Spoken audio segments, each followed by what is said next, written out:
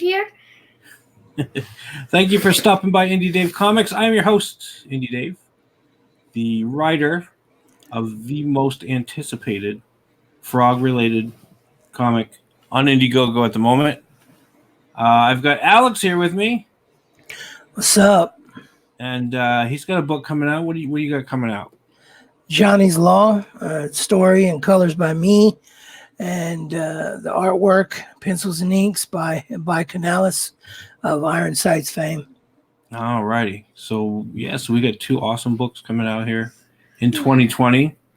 We're gonna talk a little bit about what's gonna happen, we think, in 2020, and the good books and what should happen, and I've got 3 packages here that I've been sitting on and haven't opened, and we're gonna open them today, and we're gonna talk a little bit about them, and Have you seriously opened them, Dad? I have. Well, actually, one of them is Earthworm Jim, and my daughter opened it. She actually, as soon as it came in, she saw it. She cut open the box.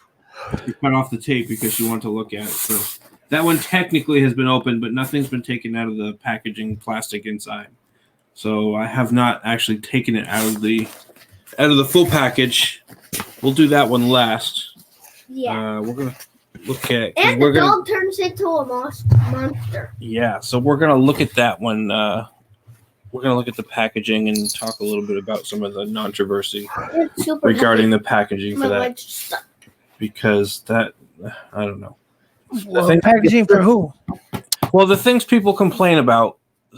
It drives me nuts. It's that faux outrage. That look, he sent it a fancy box. And blah, blah. No, what? I don't care. We're gonna show. We're gonna talk a little bit about it. And just because his comes in a fancy box, doesn't mean that Because all right, we'll do this one first. I think this one is Soul Finder, Antarctic Press.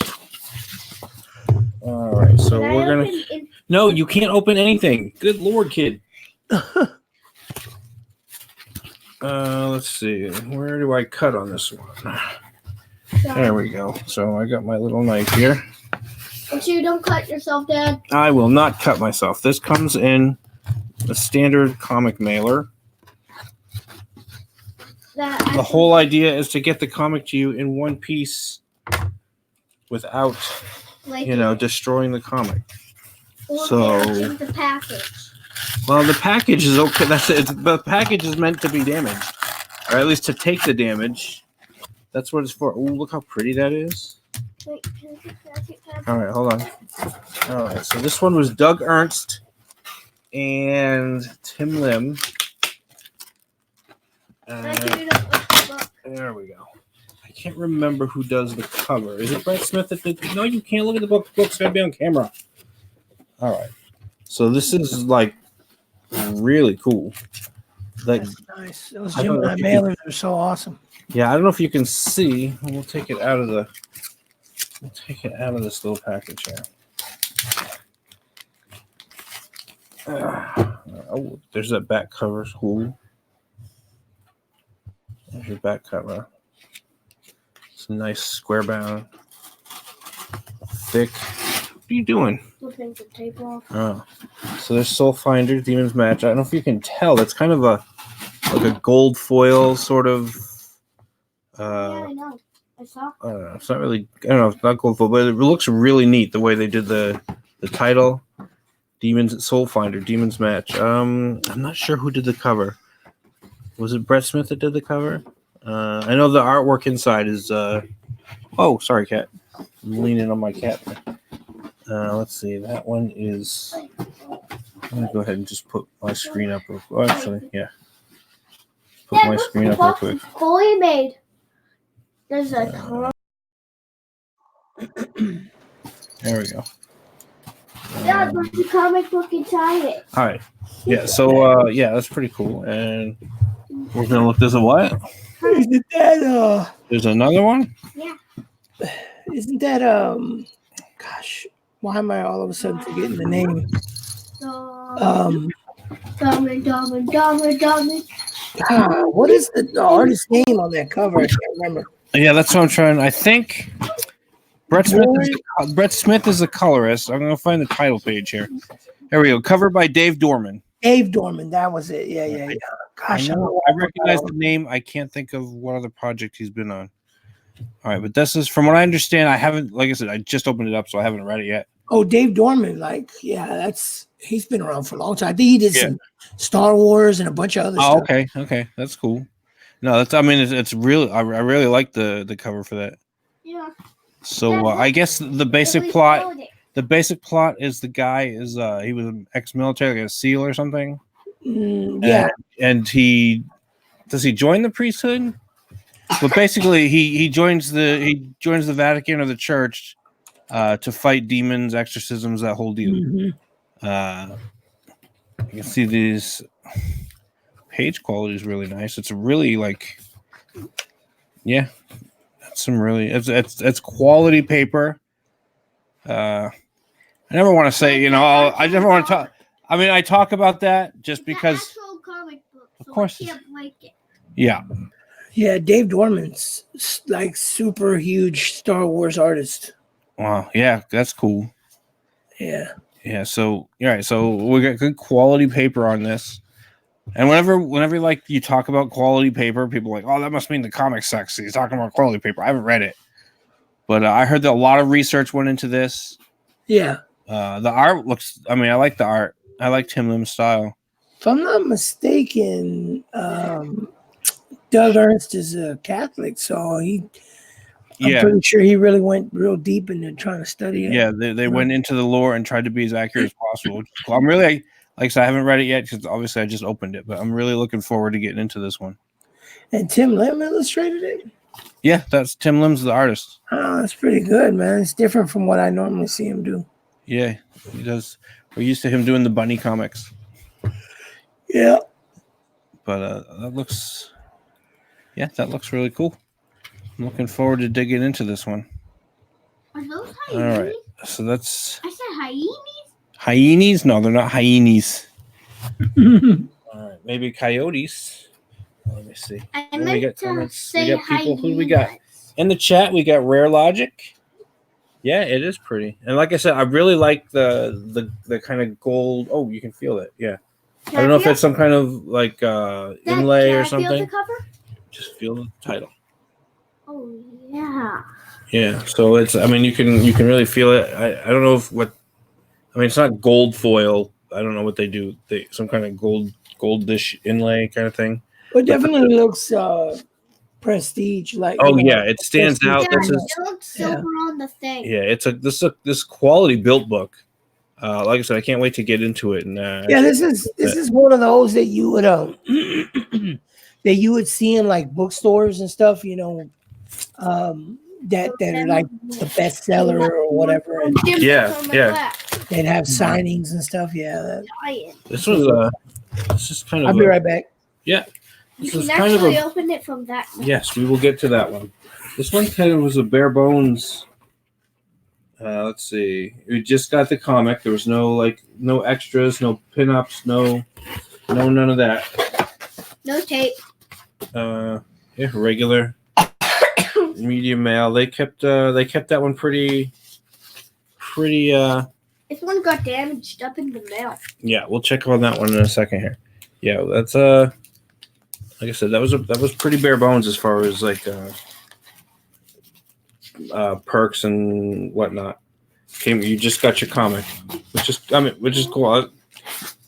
I'm gonna say these things, and people might think, oh, he's bagging on them or whatever. I don't bag on people.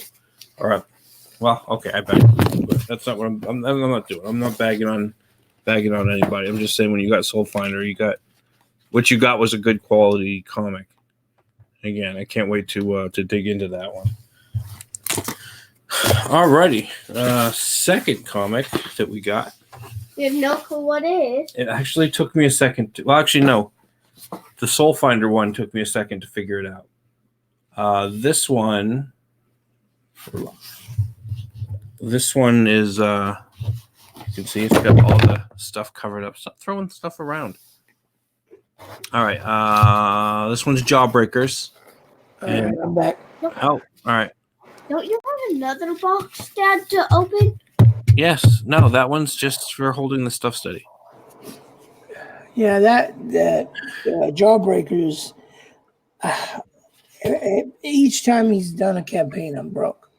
I didn't get Iron Sights. I didn't get Jawbreakers. I didn't get any of it. I did a bunch of books last year. Not last year, 2018. I got a bunch of books. This year, like right around summertime, I had to stop. The last book I got was John Malin's book. That was the last one I bought, and there were ones I really wanted to get. There was that Christmas one that just came out, which looked really cool, and there were a few more, and I was I really wanted to get into some of these. The one Halloween one, was it high school? I don't remember what it was called. It looked really good, and I really wanted to get that one too. But I had to really cut back this year. Yeah. Maybe we'll see. Maybe next year we'll do a little more. I think I actually have to cut back a little bit this year too. All right, so there's Jawbreakers. We're going to go ahead and cut it open. We'll try to be a little careful. Did the top. I could have just did the top, I suppose, but I gotta make these videos more dramatic. Let's see. Go cut the other side. Sure. All right, so let's see. We're gonna do this one. No. Now, people bag a little bit on Jawbreakers. Nice, it was double layered. Yeah, he's got a lot more stuff on this one. All right, so people bag on. Oh, look at that! Look how pretty that is. Yeah. Wait a minute. Am I supposed to get posters and stuff? When I opened up the other Frog book in the Gemini mailer, it was really satisfying to take it out. Nothing else in the book. His last one came in a Gemini mailer? No, Cyberfrog. That one came because the one I got, the original one I got, just came in the big heavy envelope. Oh, yeah, the chromium one came in the Gemini mailer. Right. Oh, actually, you know what? You're right. I think, yeah, it did. It did come in. Somebody else's came in a mailer though. I can't remember who. I think almost everything comes in. Oh, and in the Geminis, I think almost everybody. I think it was the abductables. I think that's what it was. Yeah. All right. So there's Jawbreakers. Let's see. No. All right. Let's see here. God King. Wait. Get off. All right, let's see. There you go. How do you kill a god? When an infinitely powerful supervillain calling himself God King takes over Manhattan, the Jawbreakers are lured from Africa back to their home turf to face their greatest challenge ever. Heroes will die, gods will be born, the Jawbreakers will never be the same. So there you go. Another comic with a priest in it. Look at that. All right, so let's see. So that's pretty. That looks pretty cool. Does he have the ISBN on there or what? Yeah, he's got a right there. I think. Let me see that one real quick. Now, why get that if you weren't planning on doing something with it? Media mail. That's what he did. He put an ISBN on it, and then he could ship it media mail, which it's like $2 or $3 for shipping. As opposed to like, because something like this, if you just will you stop? Jeez, something like this, if you ship it just with the book, I think the minimum is going to be $4, and if you start adding extras, and it starts going up. I think once it reaches like 13 ounces, I think 13 or 14 ounces, then it practically like doubles. I wonder if he's made a video like talking about the steps to do it, because I know he said on somebody's video that it may have been Ethan's or someone about they went to the post office and the person was complaining about them trying to do media mail, and that you have to have certain requirements. And he was You like, have to have you better have like the rules in hand, like, and I don't know how you get that, but you have to have like in hand, like, look, this is what it says, and from what I understand, and the basic understanding is the basic understanding of this is that let's see, it needs to have an ISBN, right. and it also needs to have no advertising, and on the thing it says graphic novels on the post office. So because also Demon's Match, the Soul Finder one, was also medium mail. So no advertising and no and it has to have an ISBN are the two big things, because that's what qualifies as a book. So redirecting back to media mail, like what is media mail? I mean, all it is, it's a different shipping rate. It's a different shipping rate because for books. I think it was essentially set up for libraries and stuff like that, something along those lines. It's so you're getting a different rate because you're just shipping books, right? If you're shipping, and it can't, and like I said, it can't be used commercially. So that's basically the point. It's a cheaper rate for stuff that's not commercial. Okay, so basically, even though it is commercial, if we make it fall into the guidelines, we can skim past it. Okay. Yeah, what they don't want is people sending flyers and actual advertisements and stuff through it when it should be sending books, because books are considered whatever it is.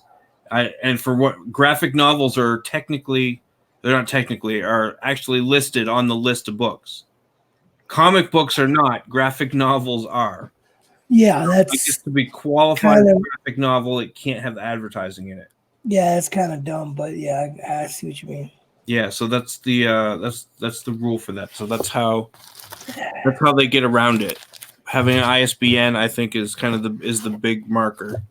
Yeah, that's what they do. So all right, so let's see. Let's go through this. A lot of people bag on him for his writing. The issue I had basically the same issue with the last Jawbreakers book that everyone else had, and that's that like I didn't like know what everybody's powers were, and it seemed like it was almost like you were expected to know. What are you doing? It was almost like you were expected to know, and just a quick little, whatever everybody's powers would have been helpful. But this one, I guess he did a little something different with this one. I'm gonna read through it. I liked the first one. It was kind of very basic, comic booky stuff. Right. I mean, it wasn't anything super deep. I got the last comic. Yeah, you're gonna have to wait because we're still talking about this one, buddy. I promise you, we will open that up and you will get to see it. No, close it back. Close it. Yes, I know it does. We will go over it. I promise you. He's like, I want my time to shine, Daddy. Yeah. All right. So okay. So I liked it. I mean, that was the one little thing I had. There was some stuff. It was like, wait, where's that coming from? You mean the first one, right? The first one, yeah. Like I said, I haven't read this one yet. Yeah. But yeah, so that was. I mean, like I said, it was the same issue I think everyone had with it, but ultimately, like I said, I bought this one. I liked it enough where I bought this one. So yeah, this looks pretty cool. I actually, one of the things I really dig the logo. I think they did a really good job. And I know some people were like, didn't like in the first one had the logo in the corner. Hi, camera. Yeah. I actually really liked that the way they had it before. I wouldn't have minded if they did the same thing this time because I thought that was kind of a neat, kind of stylish deal.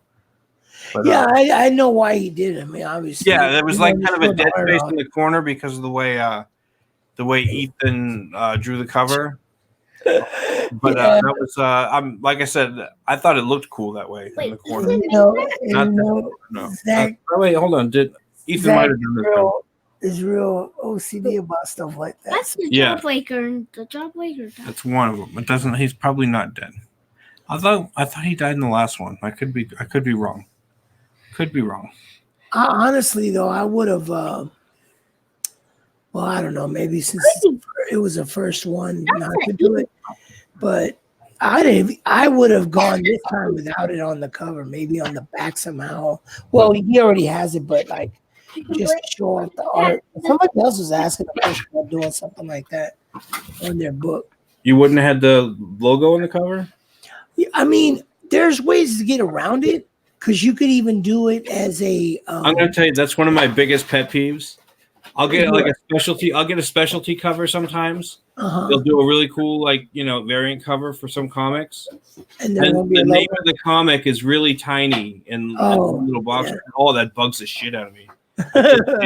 I like seeing a big logo. I guess I mean that's me. I mean they have those variant covers. I'm like that too. And that's fine. I'm not bagging on you for it. I'm just saying for me personally, I'm saying that it depends on the book, Yeah. Like I'm 44. I mean, I grew up with like the huge, like the strip banner on Marvel Comics across the top, and all of that, and DC's big circular "where do you put it" logo, Ooh, William. So that one. That logo, those logos back in the day. I mean, that one of the. I still enjoy looking at those. I don't know what it is about. I don't even think that's nostalgic. I think there's just something about it, like design wise, that it just sticks out more. So yeah. And so this is the poster that came with Jawbreakers. I think Sashi drew that. Sashi also did a bit for us too. Oh, did she? Yeah, we did. Is it that one? Oh, you have a female character, don't you? Yeah, we do. We have a female sort of sidekick character. Mm-hmm. She's I mean she's one of the main characters, and we got Sashi to draw her for a pinup, so it's really cool. A really funny little comedy pinup for us. I need to hit her. Yes, he really knows how to draw boobs. Yes. Okay. Yeah, I might try to hit her up to do one. Yeah, she has her. If you go to her Twitter, she has her email on there. That's how you get a hold of her. She doesn't like talking to people through. Well, she doesn't like taking jobs through Twitter, but she has her email up, and she says straight up, just email me. I don't know. She may not want to because I'm Comicsgate, so I don't know. So are we. Well, I mean, she's about money. I mean, she's cool as hell. Okay. She's a professional. She's cool. She's a professional. I can tell she's a professional because she. As long as you're cool with her, she's not. She's cool to deal with. We had no. Because I don't want no kind of problems, no kind of drama. She's not. We have. And I'm not saying she's drama. I'm saying like what I mean is I don't bring that type of issues with her. But I'll tell you what, we used her. It was public. The only issue, quote unquote, we had. It's on my arm. Yes. All right. Put it down. I'm in the middle of talking, buddy. So the only quote unquote issue, and it wasn't really an issue, was that somebody took the picture that she made for us and put like Edwin's face on it and used it as a photo, one of those Photoshop deals. Yeah. And that one, I mean, we didn't make a stink about it, and I guess somebody had called Sween. She actually got a hold of us and was because she doesn't like those guys. Right. But she got a hold of us and she's like, "Hey, did you get permission for this?" I said, "No, we didn't. We're not gonna say anything. It'll blow over. We didn't authorize it. But there's really nothing we can do about it." I mean, we didn't put a stink about it. So like in a day, I mean, we got I think a few people DM Sweens that were a little bit upset about it. I don't know. I don't know who it was. I heard about it, and then I didn't even hear about it again. Like it was like next day I didn't hear anything. Yeah, exactly. Most of it comes with action pictures. Yeah, most of that stuff will blow over if it's not. Dude, it'll be gone. Because once you it's the same as the news cycle. You know what I mean? Yeah. We have like a 24 to 48 hour news cycle, and then everything changes over. So if people just leave it alone for a day or two, and nobody's gonna even care because then there's nothing. You know what I'm saying? Yeah, it's everybody responding to everybody else. Yeah. So Exactly. I mean, you cannot. Nobody says you have to like it, Right. but if you don't want to dwell on it, a lot of times it's just easier to let it go. Yeah. And what are you doing? Unfortunately, that's the problem right now. Is No. people that don't want to just let things No. go, because it's like, okay, fine, if that's the way they want to do it, they got juvenile humor, like, or whatever, and they think that that's funny.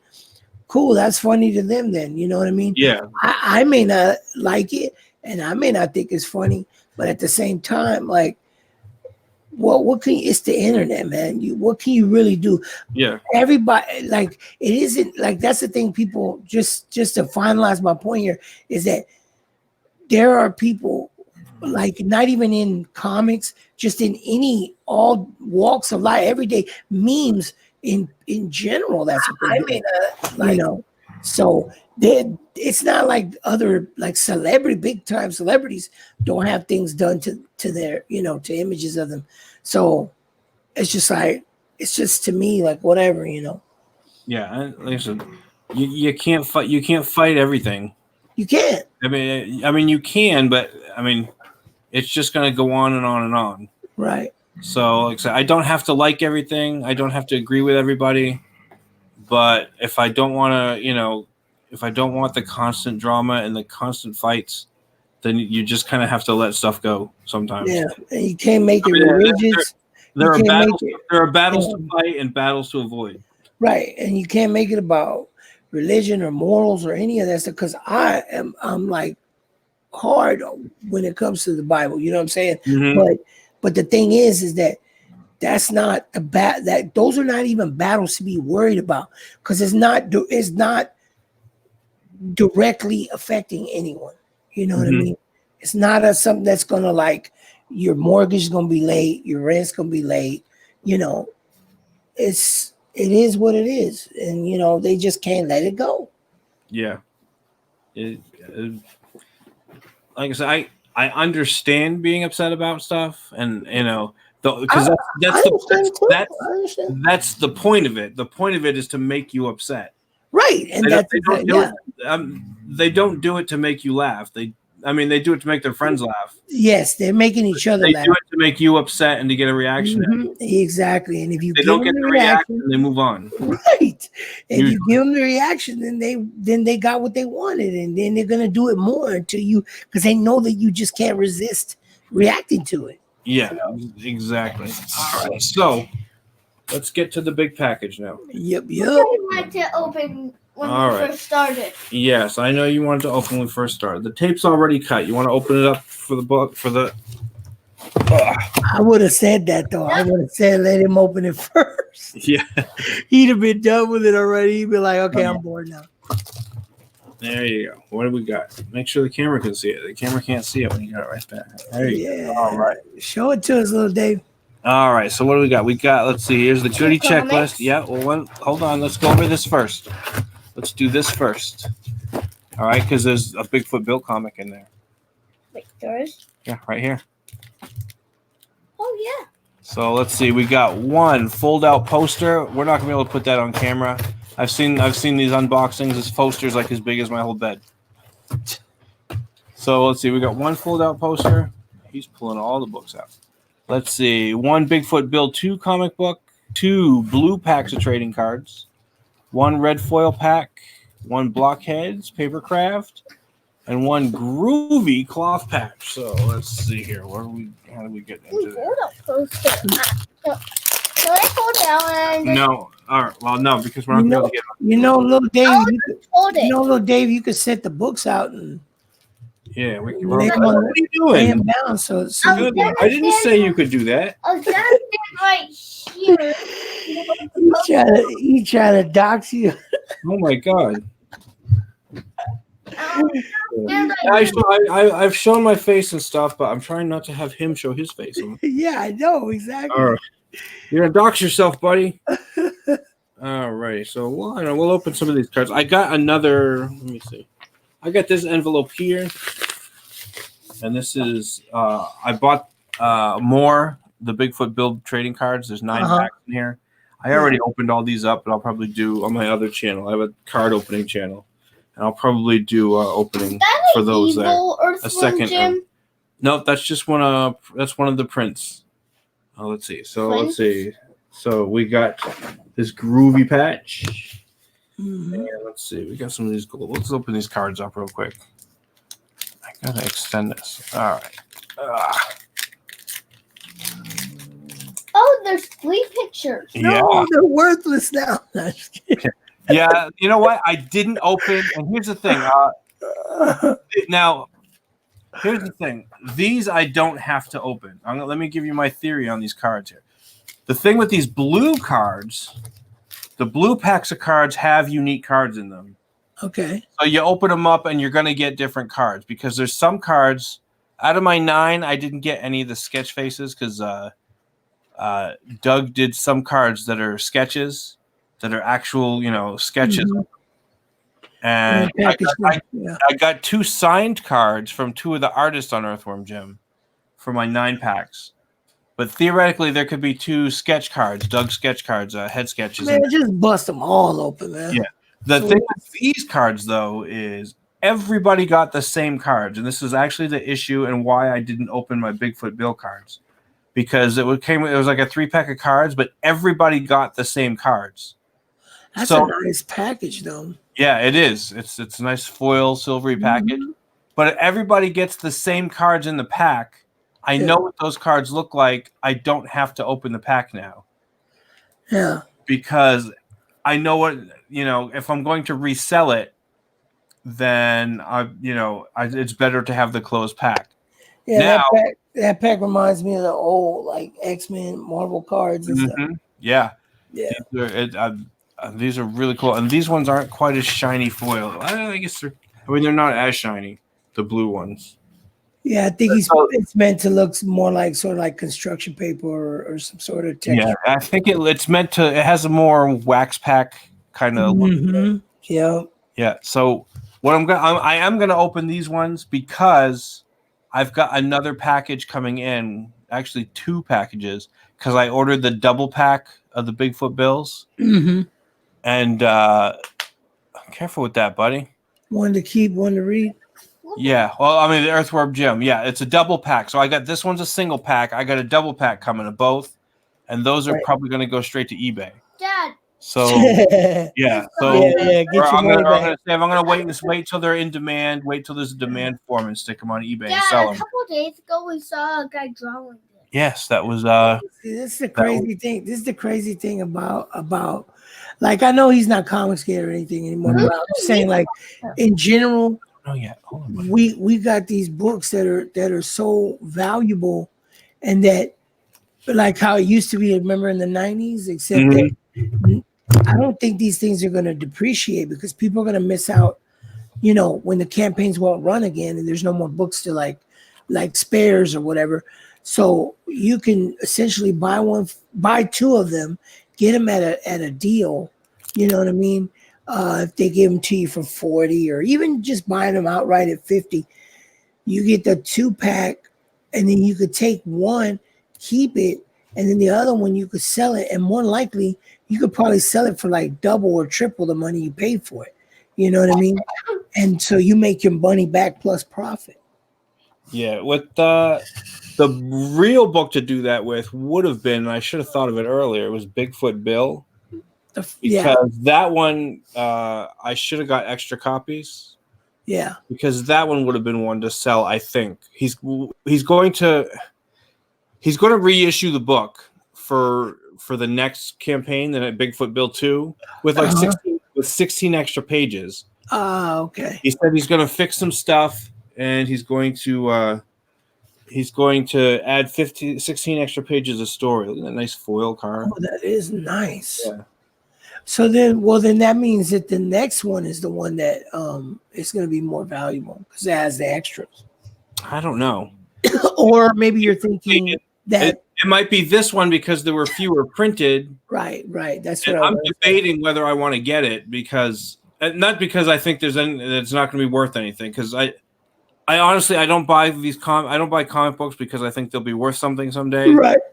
Because, most of the comics that I had in the 90s are in the dollar bin right now. Exactly. So Hey, but they can be in the dollar bill. They can be in the dollar bin. But when you see them there, like no matter what, you're stuck. Like you're on stuck because you're just remembering everything from that time. Oh yeah, I have. Whenever I'll see stuff, I'll be kind of flipping through the dollar bin. Because I sold my collection a few years ago. Yeah. I'll be flipping through the dollar bin at my comic store, and I'll be, oh, I remember I had that one. Oh, I had that issue. Oh, I had that one. And it kills me kicking myself because I had like the first appearance of Deadpool and some other stuff that I never should have sold. I should have helped to them. Yeah, I had a lot of stuff that my mother should have never sold. She thought that she was helping me out and selling first prints of like. You need to go through all that stuff. The first prints of Spawn, like Spawn 1 through 15 or something like that I had first runs. You know what I mean? And a bunch of other stuff that I had that was all like first runs. And there was Marvel, there was Image, there was Milestone, all these things, and sold it for like $100 for a long box, like 2 long boxes or 3 long boxes for $100. Jeez. Dad, you cut this out and turn it. Yes, I know. You fold it up and you turn it into Earthworm Jim. We're gonna go over it here in a little bit. And I had New Warriors in there, bro, from issue 1 all the way to the current one at that time. Oh my gosh. All right, this is my last chance to get the head sketch card. That's my chase card. Let's see. Here's a Earthworm Jim. I think that's a sticker or tattoo or something. So there's that guy. And there's this one. Oh, that one looks pretty cool. I like how you whipping them off like it's there. We've got a nice little stack. It's not going. I'm not throwing them around. Let's see. And that one. All right. So we didn't get a head sketch, but I did. Like I said, in the 9 packs. You said this was gonna be as big as your pet. Wait, did you open both of them already? Did you open both of them already? Yeah, that was 3 packs. The red pack and the other ones. Oh man. Yeah. Oh well, no. I got was 2. I got 2 signed artist cards. Right. From that 9 one. Yeah. Look at how big that poster is. Holy mackerel. Oh, now my cat wants to be in the picture. No, look out, buddy. Look out. Didn't Cyberfrog have like a chance for like holofoil cards or something? I don't remember. I think I've got some. I got that one downstairs. No, I'm not turning the camera that way. And I wanted. That's what I was hoping. We understand it's a big poster. It's the one thing I'm not going to be able to show off. Everybody's seen it. Like I'd have to put it on the floor and put the camera away. Lay it up against the cat's back. Oh no! Yeah. Here we go. Let me see. There you go. This is part of the poster. I mean, the thing is just gigantic. Yeah, just run it to the. There you go. There you go. We'll do it a little bit of time. Whoa. Yeah, that's a really good poster. And it's double-sided too. It's huge. Yeah, it is double-sided. It's got like cows on the back. Oh, that's awesome. It's got a big picture of cows on the back. Oh, posters are not that expensive. I want to fold this thing back up again. That thing's humongous. All right, and so let's see. So we got that one. That came with it. It's giant. Let's see. We got this. You cut it out and fold it up, and that's your Earthworm Jim fold up thing. Yeah, I don't think we're gonna be able to hang that in my room, buddy. It would fit right there. It would fit on the wall right there, but probably your mom isn't gonna be too happy about that. I wonder how much what their action is for blockheads. Because, dude, I would love to have a Johnny's Law blockhead. Oh, that would be so awesome. Yeah. We got a big giant poster. All right, let's see. So we got this print, this Earthworm Jim print. I actually won. I have an original art piece by Doug Tenaple. I won it from let's see, Gunship Thunder Punch. Ryan Shearer was like, "Hey, come up with a tagline for the, like a little contest thing.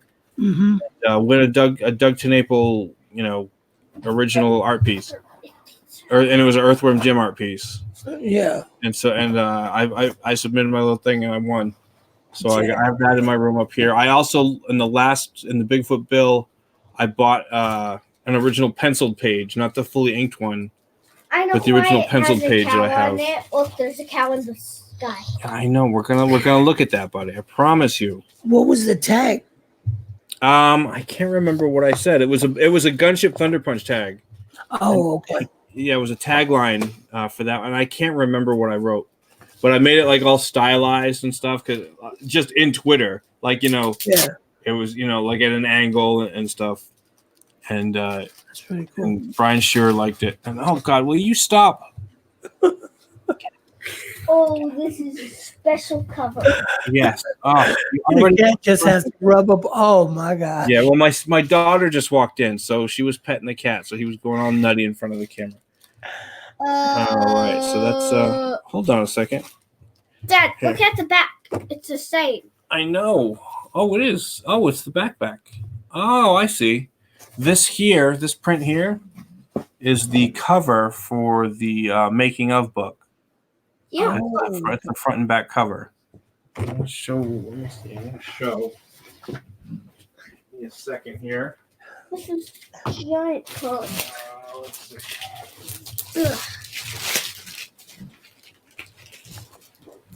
I'm gonna get this framed up eventually.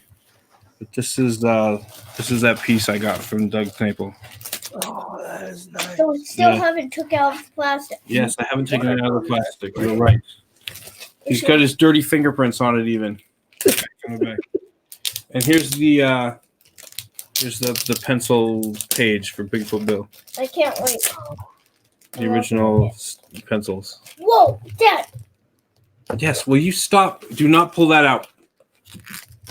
The whole point of the stream was to be unboxing all this stuff. And before, all right, put that away. We're going to talk about something real quick before. Hold on. Let's put that away. Yes, hold on. William, you need to stop. You're going to get chalk all over it. All right. Yeah, there you go. All right. There was something else I wanted to...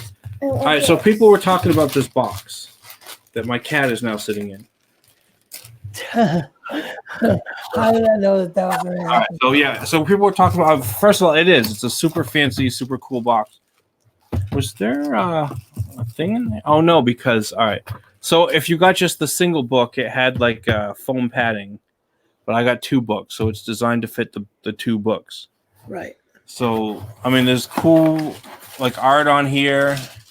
I love that this book is gold page. Yes, it's leaving the plastic. I promise you, we will open it and look at it. Yeah, I know, buddy. All right, so this is nice and folded or whatever, and there's art on it.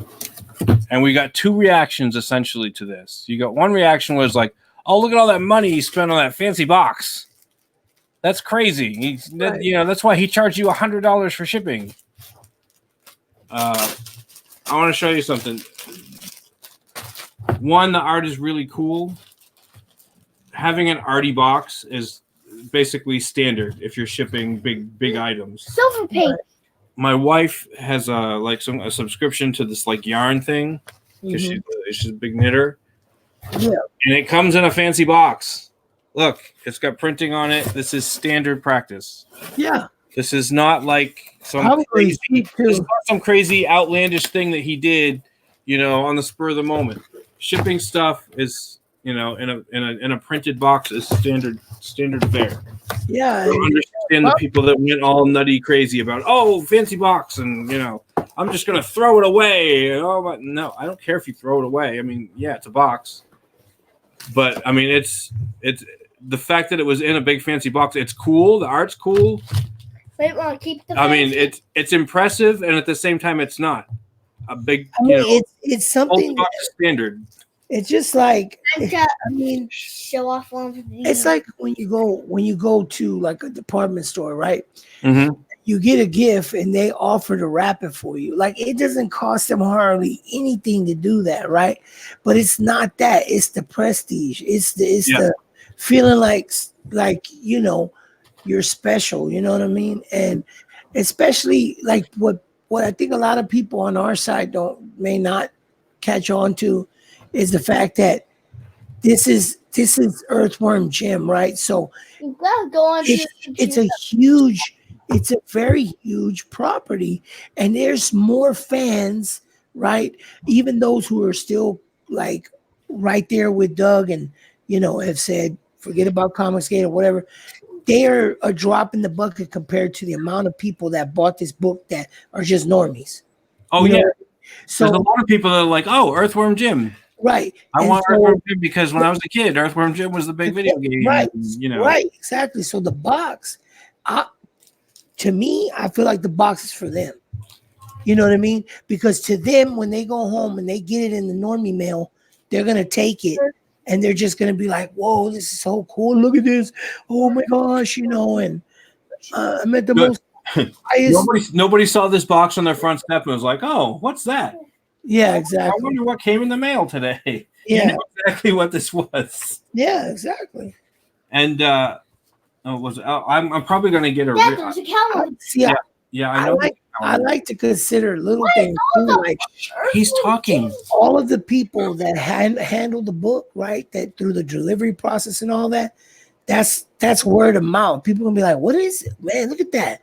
Look at that! What is this about?" You know what I mean?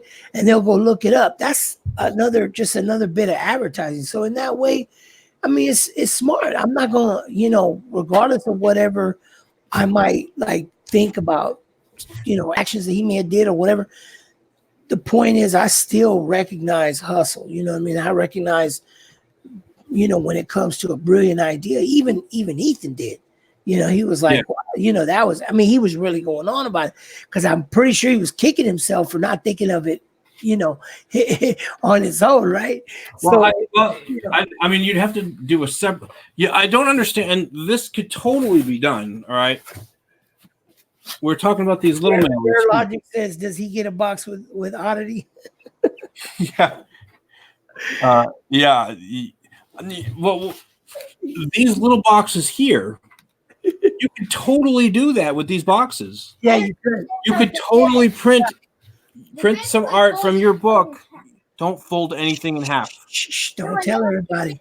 Don't tell everybody. Oh, for the cover, yes. I'm talking with. They took the picture and just folded it in half. But you could totally take one of these mailers, cardboard mailers, and order them. I don't know if that's it's an available option. Probably not right now.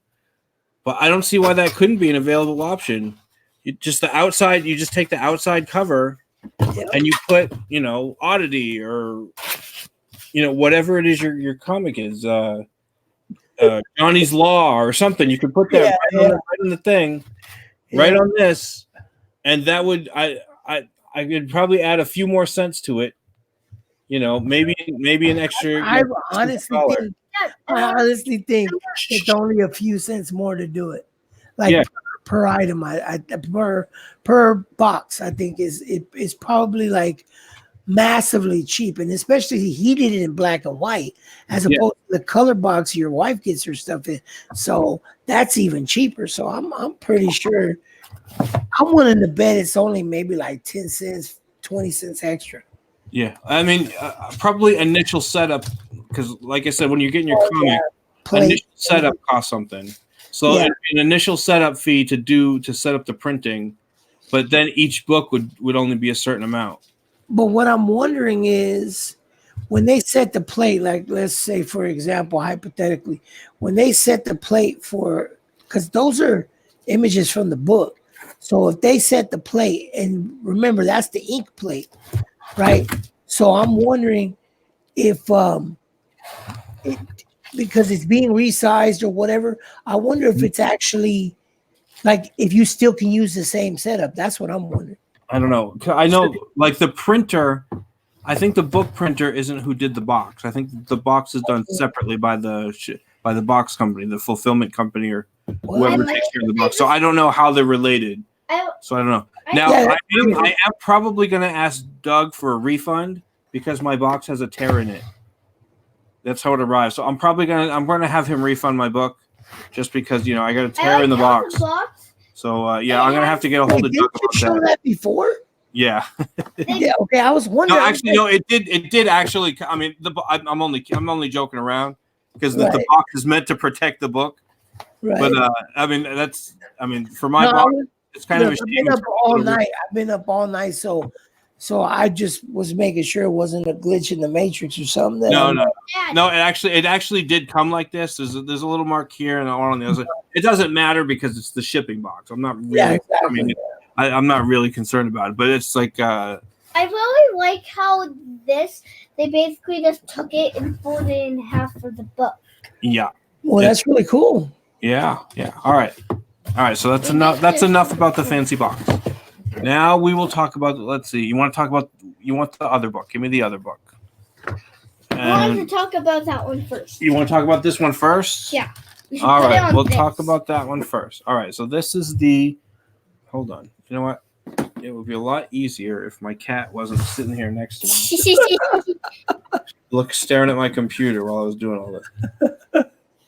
All right, yeah. And Rare Logic said, why would you throw that box away? It's perfect to store in. Yeah, I would I mean, some people, I saw one guy and he was like, yeah, I'm just going to throw the box away. Wait, dude, which is fine. Do what you want. I mean, I don't think it's a big deal. Whether you keep the box or throw it away, that's not a big deal. Can I have this box to make Yoshi a new home? No, I'm going to probably store these books in that box. Like she said, it's a perfect to store in. Yeah. My shelf. My Bigfoot Bill I got on the shelf and it's not in anything, so I'm worried that like the foily stuff on the cover, which we'll go over on the that one, I'm worried about some of it's going to rub off. Right. Did you turn the heater off? Yes. Turn it back on. I was burning. Oh, okay. All right, so this is the making of book. I did not. So we'll start that. I think that the guy that did the cover, like I said, is the guy that's on this print. I don't remember who it was. Kolsch. Oh, I think, you see the name Kolsch. I think he did the original cover for the Earthworm Jim. When you feel this, it feels really cool. Yeah. He's the one that did the artwork for the game, for the video game, the Super Nintendo game or whatever it was. I'm going to tell you right now, my experience with Earthworm Jim before back in this book, I had seen the cartoon a few times. I was aware there was a video game. I don't think I've ever played it. Oh, me neither. Take that plastic off. I don't think I've ever played the game. I was aware of the game. I don't think I ever played it. And like I said, I watched the cartoon a couple of times, so I'm familiar a little bit with some of the characters. Yeah. I remember, there's one character, I think, Professor Monkey for Head. Yeah. And that name stood out because that was exactly like my kind of sense of humor. I thought that was really funny when I was a kid seeing that in the cartoon. Yeah. But that's basically hold on. My exposure or knowing, well, I don't want to say knowing, but like one of my biggest exposures to Doug's stuff was Dad. Cover it in his hand, did it? I know, buddy. Made it bigger. Did it like this? Monkey bone. What is it called? Skull monkeys. It was Professor Monkey for a Head. I think. No. I'm talking about the video game. There was a video game on PlayStation 1 called Skull Monkeys. I vaguely remember something about that. Yeah. The little character is like the character in it is definitely a Doug character because he's like to me, reminded me of Earthworm Jim, but he was also kind of reminds me of Bigfoot Bill as well. But he looks sort of like a weird chicken guy or whatever. Mm-hmm. Yeah, man, the soundtrack to that game and the fact that it was all like real stop motion, and it was just, not stop motion, my bad. Hold on. I think that was Skull Monkeys, right? You're talking about. Yeah, Skull Monkeys. There was another one he did. Neverhood. Neverhood. Yeah. And yes, I know. Calm down. I never played that one, but yeah. I watched. Actually, I went on YouTube and watched a whole walkthrough of the game. Yeah. There's a whole playthrough of the game, and it reminds me a lot of Bigfoot Bill because it has the character has, as far as design wise, because the character is wearing it's not the Kraken, But like you reach into this chest thing he's wearing, and he pulls out different tools and whatever stuff he's collected. Yeah. And it's got like 2 buttons on it, and they kind of look like eyes, and I could see Bigfoot Bill in it. I was like, that's like, I mean, it's before Bigfoot Bill, but I was like, oh, that's very like that. You could totally tell, and you could totally tell that he was the voice of one of the whatever it was. We didn't get a chance to go through this there, buddy. What do you mean? All right, so this is the making. Yeah, this is the making of, and there's the man's signature. He signs like a second grader. Yeah, so that's really cool. I mean, hey, he likes to ride hoverboards. Yeah, no, that's common. I joke around. I like Doug actually. I've talked to Doug. He's been on my show. I've been on his show a couple of times. I'm the most boring guest, and he's had me on a couple of times. So. Yeah, I don't mind. I don't have a problem with him. It's just, people do things, and I mean, I'm the type of person I'm willing to forgive. You know what I mean? If a person's willing to own up to it, But other than that, I'm like, I think a lot of the issues between all these people is personality conflicts, stuff they disagree with. I mean, the Bigfoot Bill thing where yes, I'm talking. Turns this into. So, so I mean, there was the thing about he didn't fulfill 100 books. Yeah, that was. I don't want to get into it or whatever too much because it's. I don't know. People get upset. I mean, about it is what it is. It's planned. Yeah, I think he made a mistake. He could have gone about his mistake, but I mean, he made a mistake. He figured out what his mistake was. He fixed it for this campaign. Mm-hmm. I mean, it's the same as people holding Ethan to the whole, taking forever on the book thing. I mean, it's the same, I mean. Yeah, and everybody, hopefully he does better on the next book. Oh, this is. That's what you want. Yeah. You want people to learn. So this is, there's some cool design pictures. Jim. Yeah. Some black and white pictures. And it's all about the different artists on the book and on the video game. There's a lot of background, I guess, about people on the background about the video game. So that's the making of book. All right, that's enough. That's pretty good. Yeah, so that's the making of book. That cover goes with it. Yep, that's the cover for that book. All right. Now we can open up this one, okay? I've been wanting to open that. What did you think of Bigfoot Bill, buddy? Good. I can't wait until you get to the next Bigfoot Bill. All right. Now you got to put it here in front of the camera, buddy. Yes. No, you can look through it in front of the camera. That's why we're doing a live stream, remember? Yeah. All right. So this is a lot of people have already seen the unboxing. If you haven't, then we'll go through some stuff. There's some cool, I don't know if it doesn't really show up, I don't think. Unless he inked it with a pen or something. Oh, yeah. There's like a kind of a gold foily on the lines here. Uh-huh. Not on the whole bracelet. Well, I know it's signed there, but it's actually there should be an actual signature in it. The actual outline, not the whole thing, but the lines for it are like a gold foil. I don't know if that shows up. You can see it's like a little bit shinier. Mm-hmm. The edges. So I mean, he went all out with his book. You can see it shine a little bit right on the lines. There should be a little. There it is, 10 April.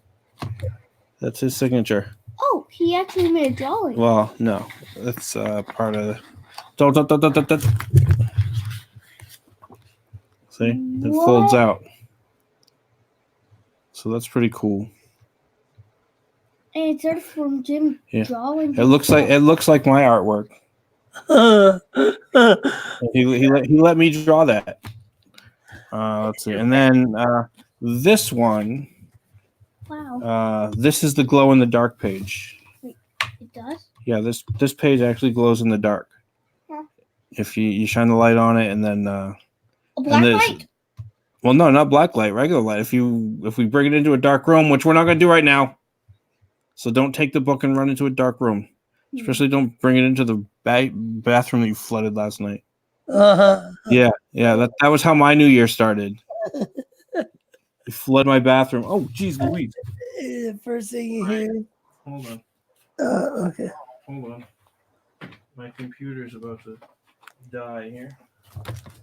Ow. Oh, good. I'm using my hands to walk the light out. Good.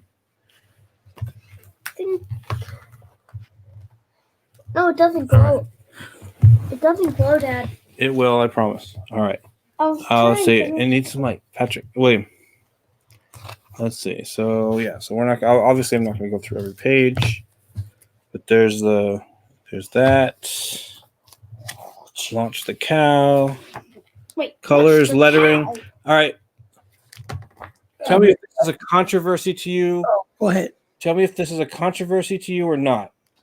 30 pages of this book were penciled by a different artist and going off of the thumbnails that Doug gave him or the script or whatever, and then he inked over everything he inked. Is that like a huge deal to you? I mean, honestly, I would. It's like asking me if like David Mazzucchelli, if it was the same type of thing, I would be upset that he hadn't done it all himself, not because I feel like he's cheating me, but because I want to enjoy his work. You know what I mean? But I could let it go easy. I mean, I could just be like, well, he had to do what he had to do. So I could go either or. I can't really give a full answer, full confirmed answer on that. All right, that's too controversial. Get off my show.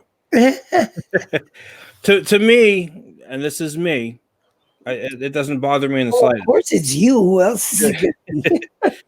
Well, I'm just saying, it's just my opinion. It doesn't bother me in the slightest because what he did, the way he explained it, he found somebody who kind of draws in his style. He gave him the story and everything, and any changes that he made in inking, he made changes. Basically, all it did was to get the book out on time and to lighten the workload and to get the product out. He still inked over everything, which means any changes he saw, he could make while he was inking. And so basically, he had the basic layout. To me, I don't understand why that was such a big deal to some people. Some people really, I thought they were. It seemed to me like it was. It seemed to me it was fake anger, fake outrage. I don't understand it. Well, yeah, it could be that too. It could be that. Then again, William, it's people's money. You know what I mean? And when he's talking, we can't have you talking in the background, okay? It's like it's their money. You know what I mean? So yeah, I mean, people get upset about. I don't know. I would be mad like that. You know what I mean? I was just like, dang, man, I really wanted him to do it. Like, I don't know. It seems to me there are legit issues with different people, and I have issues with different people, even the big names. Right. But I don't know. It's big stuff, and I don't get into it personally. I don't really talk about it that much.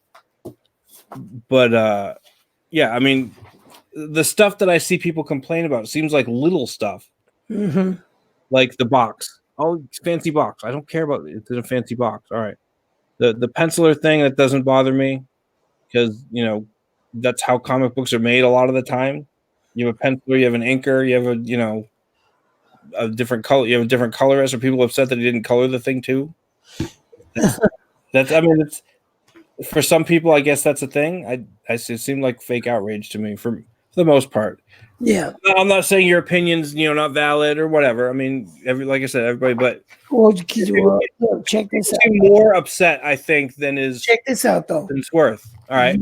Your opinion of my opinion doesn't concern me. You know what I mean? Like, and what I mean is, my opinion's right. Right, but see, mine is right also because all things are relative, as these young folks like to say. But what I'm saying is, like, it doesn't bother me that you have your opinion, and it doesn't bother you that I have my opinion. Yeah, exactly. As long as we both get to have our own opinion. Yeah. You know what I mean? Which is not the way that the SJWs think. They think like You can't have a different opinion from me because I can't be wrong because that's gonna hurt my feelings. Yeah, exactly. So let's see. All right. All right, I'll be right back. Move, buddy. Yeah, so we're going over. I'll be right back. Yeah, no problem. I got you. Yeah, so we got it's the art's cartoony. I can't wait until I can get into this with you. Yes, we will definitely read this one a little bit later. I'm just going over a couple of the pages. We don't want to give anything away to anybody that hasn't read it or whatever. But I like the cartoony style, and this is one of the things that kind of bugs me. How many pages total? I think it's like 96 pages. Let me see. Story-wise, 160. Dad, yeah, the last page is page 160. Dad, the spider clicker. It was there a couple days ago. Yeah, they tend to move. All right, okay. So it's 160 pages. All right. So a lot of stuff. I think people, are too picky about things. I know he'll come back in a little bit. All right, so I like the cartoony art. All right, and other people were talking, you spent too much on the. And they think I'd bag on Ethan because his came basically in a rigid envelope. I wouldn't bag on that either because they're two different things. This is a big, thick hardcover book, and his was more or less it was a 48-page floppy. Saying one is one thing and one is the other isn't saying one is better than the other. These are two what? All right. These are two completely different things. They require two completely different packaging. Whether you like one more than the other, okay, that's fine. But it's like comparing Dr. Seuss to Moby Dick. You know what I mean? They're not the same thing. They're not. I don't understand how you can make the comparison. I understand, they're two comics. They're two different styles. People say, it's cartoony, so it's quicker. Well, maybe it is. But I mean, what difference does that make? He's still made a huge, 160 pages. He's still drawing 160 pages. And he's putting, he's also, taking care of the covers and doing all that fancy stuff. Let's go over some of this stuff here that came with this. This is kind of like this. Oh, wow. It like kind of puffs out. The Earthworm Jim actually kind of puffs out on this. Yeah. A little bit. I think that's embossing or debossing or whatever. The Earthworm Jim logo pops out. You get all this kind of red foily stuff. Yeah. You get stuff on the binding. You got he pops out here. You got the kind of on the armbands and stuff. You got gold foiling. It's just a really good comic. He made the book to be a quality book. It's something you want on your bookshelf. And I like how a comic book is good. Yeah, a comic book I stick in a comic book box, and it only gets looked at when I do my. It's all right. Yeah, I kind of my train of thoughts derailed. But so a regular comic book I'm gonna stick in a comic book box. It's only gonna come out when I read it. And this the same thing, but it's just gonna go on a bookshelf, and maybe it'll be stored in that box, a fancy box. What are you doing? Yeah. So I was talking about the difference. To me, I mean, it's not different to me. To me, it's objectively when you're comparing this book to like a Cyber Frog. And they were again talking about the fancy box versus the rigid mailer. Right. They're two different things. Like you couldn't ship this book in the same mailer that you ship Cyberfrog in. Right. This thing's big and thick and heavy. It needs a bigger box. And I'm not bagging on, Cyberfrog because it came in a photo mailer, or not a photo mailer, but a rigid mailer either. Because they require different things. This is, like I said, I went over all the gold, kind of the gold embossing on the edges, and the kind of it's got like a poofy, like Earthworm Jim puffed up the front cover. Yeah, and it's all foily and all. It's super fancy, super special. That's totally cool. that requires a different shipping. Right. Essentially, Cyberfrog was a 48-page floppy. Right. That's not bagging on it. That's just what it was. Right. You don't have to this. I'm going to stick on a bookshelf. Right. His is like a comic. I'm going to put it in a comic book box. Right. So the comparing, I don't understand the competition between the two. I don't know where that even came from. I didn't know that was even a thing. Well, that they were talking about it. They did the thing on Ethan's show live, and we're gonna beat Bigfoot Bill with Graveyard Shift. They're two completely different things. Well, you can have. I mean, fine. You can have the competition. You can compete against whatever you want. But if you're comparing apples to oranges, right? But here's the thing, though. What you're thinking is that's what they're doing. They're not comparing anything to anything. This is drawn and quartered. That's what it is. It's mainly a show. It's just and it's also because he wanted to be able to give a bonus to Andrew Huerta, and he realized I got no issue. I don't care. I don't care that he put it out again. No issue at all. It's just the quote unquote reasoning behind it. It always comes across as petty to me. Get out! Yeah, but we're just trying to beat so and so, and I can understand some competition. It's not. I think you're taking it. I think you're interpreting the what they're saying the wrong way. It's what are they? Gosh, what am I thinking? That no. Hold on. I'm not interpreting it wrong because they spent half an hour. They spent a half an hour to an hour bagging on Doug TenNapel. Right, but that's what they were bagging on the whole time. That's what you do. So, you step in the ring. I'm not misinterpreting anything. They were. I'm not saying that's why they launched the book. That's not what I'm saying at all. Right. They launched the book. Maybe he wanted to give money to Huerta, which is cool. I hope he gets a huge paycheck. I hope John Malin makes a bunch of money off the book. I honestly do. I do not want anybody. I don't want anybody thinking that I don't want people making money. Right, of course. I don't think the same way that you're saying that is the way I'm not interpreting it as what you're clarifying. Right? But some people could take it that way. The same as just trash talking for the sake of trash talking and just, not the same way you made the joke about the box. I didn't mean it. At first, when I heard it the first time and even now, I honestly didn't catch it as being a joke. Do you see what I'm saying? So the way that John is doing it, I don't believe that it was serious like that. I just believe it was just a bunch of trash talk, and he was just going to get more money. And I felt like it like even John himself said, it's not going to take away from. It's not like Mike or Doug are actually going to lose any money because they've already made their money. You know what I mean? So it didn't really do anything to them. The point was for him was trash talk and bragging rights.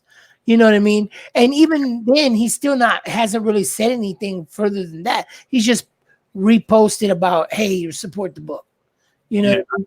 So that's the reason why I said you might be misinterpreting the motivation behind it as far as like what it really is and what he said as like dry humor. You know what I mean? Like he didn't really mean that. Like you didn't really mean about the box. You know what I'm saying? Yeah.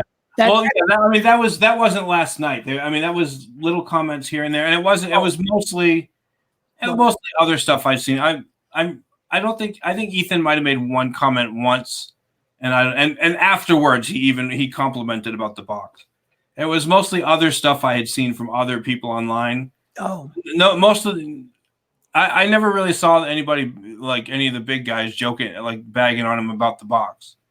It's that was stuff I'd seen from other people. No, nobody. Yeah, mostly stuff I'd seen from other. And there was one tweet, and it was mostly an anti-Ethan tweet that was like, "Oh, look, Bigfoot Bill came in this, and look at this crappy, kind of mailer that Cyberfrog came in." Right. And that's when I was like, "No, they're two completely different things. They require two completely different things." Right. Like you're not going to get oddity. You're not going to get oddity in a big, humongous freaking box like this. It's just not going to happen. There's no reason for it. But are you upset about it? Or? No, I'm not. Well, I'm not upset. I'm not upset about any shipping boxes. No, not the boxes. I mean, just them saying people whine and complain and make a big deal about these things that are, to me, are so little that don't mean anything. You know what I mean? It pisses me. I say it pisses me off, but it bugs me, really. I mean, I don't get like all ragey, but one of those I kind of roll my eyes and I'm like, oh, come on, really? Right. Do you really care? Do you really compare one to the other the same way? Right. But here's the thing, though. Here's my question, because this is just like with, the group of people that, we were talking about earlier, right? Because I'm just respecting the fact you may not want to mention the name and all that. But anyway, the point is that it's the same thing. Is it really, like, even though they're getting upset or saying whatever they're saying, is it really worth getting that upset over? You know what I mean? Like, does it really matter? Because Doug made money hand over fist. You know what I mean? I mean, he's good. He's Gucci right now. He doesn't care about nothing. Like, he's making his money, and he's gonna do more and make more money. So here's where it does to me, in a sense. Well, just consider though what I said about the box not really being for those people anyway. It was for the normies who, So in the bigger picture is what I'm saying. Well, oh wait, El Guapo's on. Look at that. Yeah, I just said Happy New Year. Going, man. I never had El Guapo on the show before. What up, boy?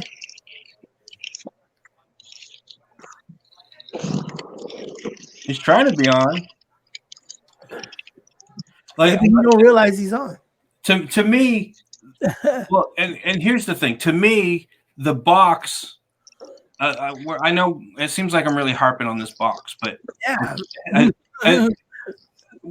What the only point to me is that shipping box doesn't make any difference as long as I get the book and it's protected. The fact that and I'll tell you why it matters to me that people are talking about it. What matters to me that people are talking about it is that I've got a book that's going to be coming out. Right. Are people not? Do I now got to worry that people are going to be upset because they didn't get this, which is dumb, or that they got in what we found was the most affordable thing that protected the book and kept it, and what it was, and maybe didn't look as fancy as some of that. Okay, so let me preface this by saying that that whatever I say, I'm not. You know what I'm saying?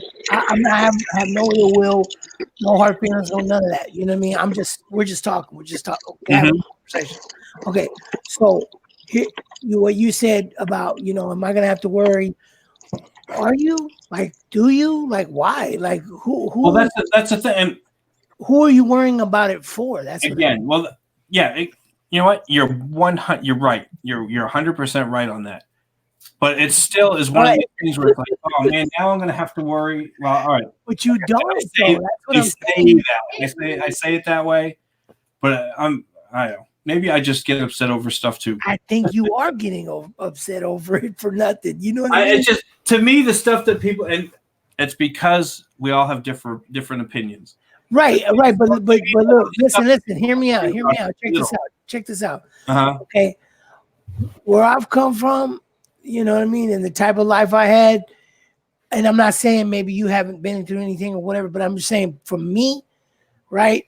And I've hustled and done everything and made money on my own and all these types of things. And to me, stuff like that, I'm not saying that we shouldn't care about what the customers like or whatever, but if we're doing everything the way that we can do it, like the way we can afford to do it, the way that works out best for everybody, all that stuff, right? If we're doing all that right and all of our intention and every action is done that way, right? Then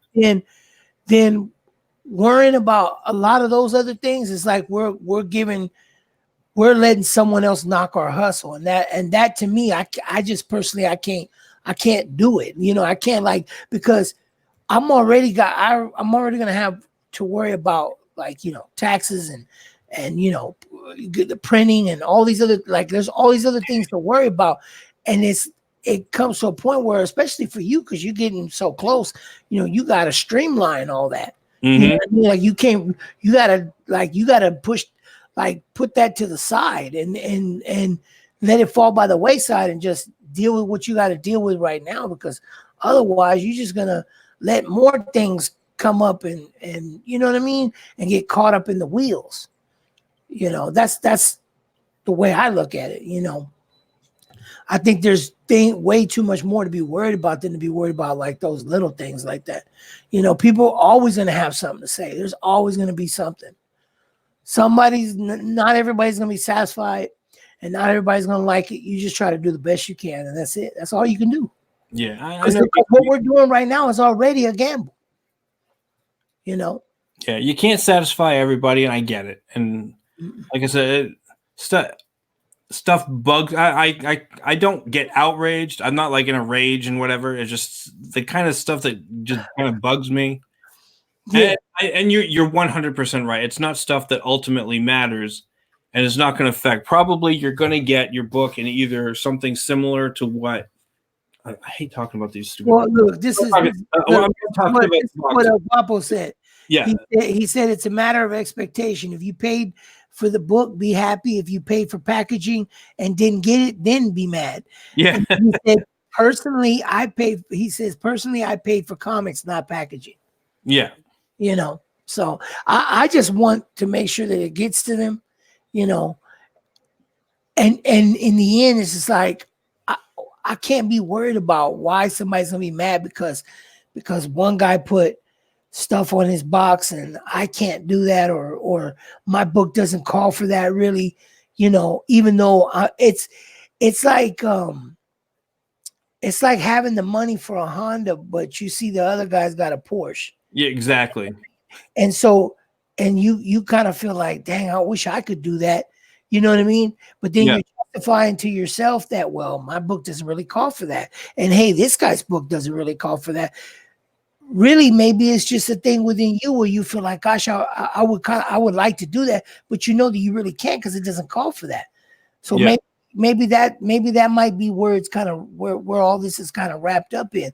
And so when you hear people saying that, it makes you feel like, should I have that, or should I do that, or is that something that, you know what I mean, could be better for me or better for the book, better for the fans, that type of thing. So if that's where it's wrapped up in, man, you gotta like let that go, because I'll tell you, and this is my failing. This is my failing on this issue. I'm not upset about any boxes or packaging. To me, it's what you use what's required. And my failing is I'm upset that other people are upset, which is wrong. I shouldn't be that way. That's I'm admitting that right out the box. Right, because they're upset for nothing, and now you're upset about something I'm not upset about. Right, so you're upset for nothing, and you're upset for their nothing. I am upset for their nothing. Upset because someone else is upset about something that I'm not upset about. Yeah. So there's your big week. There's my New Year's resolution is to not get upset about other people being upset about stuff that I'm not upset about. Right. That's my New Year's resolution, everybody. Right. Let's not get fat. I think we all need to aspire to that. Right. Well, first of all, you for right now. Yeah, just me. Just me. That's my failing that I got to work on this year. Yeah. Yeah, it's true, man. Because I'm telling you, you know, I've been in bad situations, like, in my life, like, for real, and so you learn quick not to, you know, like, there's only so much things that you can hold on to, like, baggage wise. You know what I mean? There's only so many things you can hold on to, and then just adding stuff on to whatever you got going on in your life, especially when you're trying to get out here and hustle and do this. Because and I say hustle because it's not a grift, it's not a hustle, but I say that because it takes hustle. Like it takes you to be motivated to move. Otherwise nothing's gonna you can't push. You need to take that hustle, and turn it into muscle. You gotta use it to be your strength to move things. And if you put other things in there, you're not gonna be able to carry all that. It's just like if you ever been in a situation where you had to move quickly, you know what I mean? You didn't have time to sit there and think about all the things you like, man, all this stuff. Nope. Before you did when you didn't have to worry about it. But as soon as you're in that position, then you're like, man, I gotta cut all this. I don't care. Just throw it away. Get it out of here. We can't do it. We can't take it. We can't use it. We gotta get out of here. So I don't know. I try to think that way as much as possible. I get hung up on stuff too. Don't get me wrong. That's just the way I mentally, I told you if you're gonna play video games, you need to do that in another room, right? Yeah, that's So that's no, you're right, and that's like I said. I don't rage over this kind of thing. It's just one of those things that kind of nittily picks at me. I can tell. I don't get angry. Like I don't go. I don't. It's just one of these things that's like it frustrates me. It frustrates me that Right. Yeah. Well, unfrustrate. Yeah. Right. All right. Let's see. And so let's see. So Guapo says I've been doing this for 25 plus years. Every day I get to do this comic stuff. It's amazing. This was all right. So we'll finish off this opening with the Finger Poseidon. This is the Bigfoot Bill 2. I think this is actually going to be in the Bigfoot Bill 2 book, but it's like a preview for Bigfoot Bill 2. That's probably why he wasn't doing all the art for the Earthworm Jim, like the majority of it, because he was working on the second book. Well, no, he did the majority of it, and that's the thing. Well, you know what I mean. 60 pages. He did. I get it. 30 pages got penciled. I'm saying that part of the reason why he had to cut back on what he did, if I have to word it that way, is so that he could, he was already in the middle of working on. Well, what he does is he has a calendar, he has a schedule, and he says, "All right, I'm going up until yes." Shh.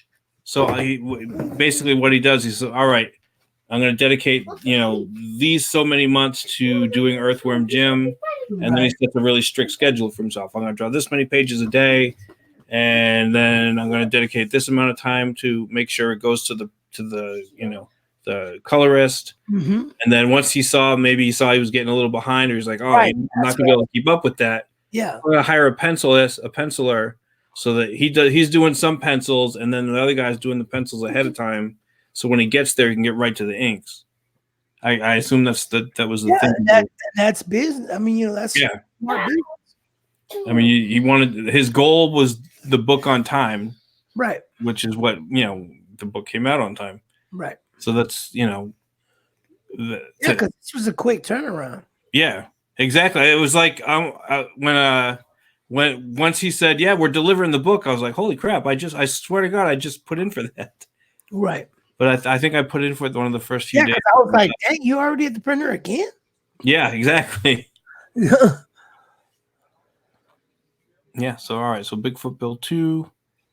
Let's see. Yeah, we got all the things. All the things. El Guapo Comics says at every level I've met different creators and have worked on many different types of characters and ideas. Johnny's Law is just another feather in the cap for me. Man, I appreciate that, brother. I appreciate that. Thank you so much. Cool. So let's talk about when are you planning on putting that one out as of right now? The prequel, he is about 6 pages in. I mean, he could, because he was taking a little bit of a break, so I was chill. I'm like, do you handle family, all that? But last was 6 pages was the last thing he did, I believe, and then that's just 4 more pages left to go. And once those are done, then he's pretty much free of that, and then I'm gonna finish up the colors on it, and then hit the letters. and then we'll go ahead and send it out to all the people who signed up for it on the email list. And you can sign up for it and also get notice when the campaign for the main book drops at deltaversecomics.com. Deltaverse, we'll get that up there as a banner. And it'll just redirect to the IndieGoGo pre-launch page, which has the video on it and the email box to sign up. DeltaverseComics.com. Mm-hmm. Yeah.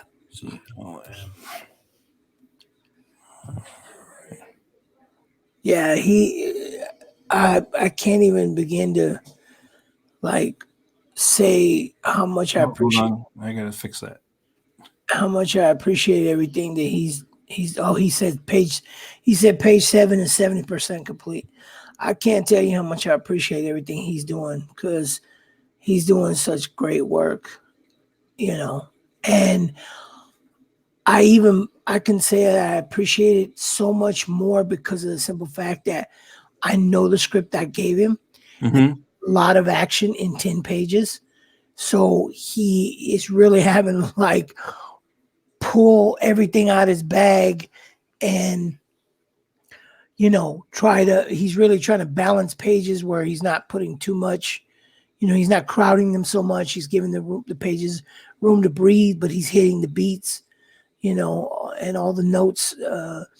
And so the last page that I saw that had all the action on it, man, it's really good. So yeah, he's doing such a great job on it. That's cool. And I'm hitting those colors, man. So I really liked working on his because I liked doing the style that I'm doing for a buy, but except doing it a little different, to fit his style, more angular.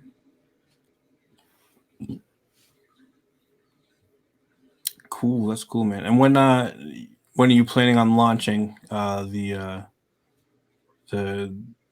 full Johnny's Law? The full Johnny's Law. We were talking about this earlier, you and I. Mm-hmm. I'm thinking I was planning on February, but I may wait till maybe April, just so that I get a little more time to promote, because I want as many people to get in on it as possible and know about it. But at the same time, the prequel, I want everyone to get in on it. Yep. Because if they don't get in on it now, I get a lot of the reason why I did this way is because I wanted something to wet everybody's whistle for the digital copy or the digital prequel. To kind of give the vibe of everything and give you a little taste of who he was before the main story, and to kind of just directly lead us into the main book, but also so that I didn't have to do a digital thing. I didn't have to do a digital tier because I've already given something digital and it was free. Yeah. You know what I mean? So I don't need to charge people for a digital thing, so that when they do the book, they just get the floppy, and then if we hit a stretch goal, then we'll just include the pages from the digital as a prequel, that fits right in before the book, physically, literally before the main story starts. Yeah. So yeah, you're getting people interested. Oh yeah, a little appetizer. Yes, exactly. That's what I wanted, and I want an opportunity to kind of tell almost a different story, because it's the prequel is called Johnny's Law Ronin. Mm-hmm. And so it kind of touches on that what a Ronin is, as far as in the storyline itself. It kind of illustrates that a little bit. So. It's right there in the very first page that I showed, but you won't know until until everybody gets to read it. All right. I would say also take that time to really look into the logistical stuff, like printing and all that, because that's when that comes up. You don't want that. You definitely don't want that last minute. Yeah, because I already got the stuff from the little package they send out from was it Comic Expressions or something like that? Mm-hmm. Yeah, I already got that. We're going to do. There's a company, Brenner, that's in my city, and Brenner's been doing comics like for a long time, like since the 90s. But the guy never messaged me back after we spoke, and I messaged him, so I'm just like, eh. Me and Squeens are going to be doing. We're going to do an update show here probably in a couple of days, right? And we're going to have do the cyber. Yes, all right. So, and what we're going to do is now my cat wants to go out. We're going to have another guy on who's he's really good about. There's a lot of stuff that I know. I wish we were talking to him the other day. We're doing a 3D model figurine, and he's the one that's doing he's got the press, the 3D printer. Is that 3D Robin or what is it? It's 16 something. I don't remember.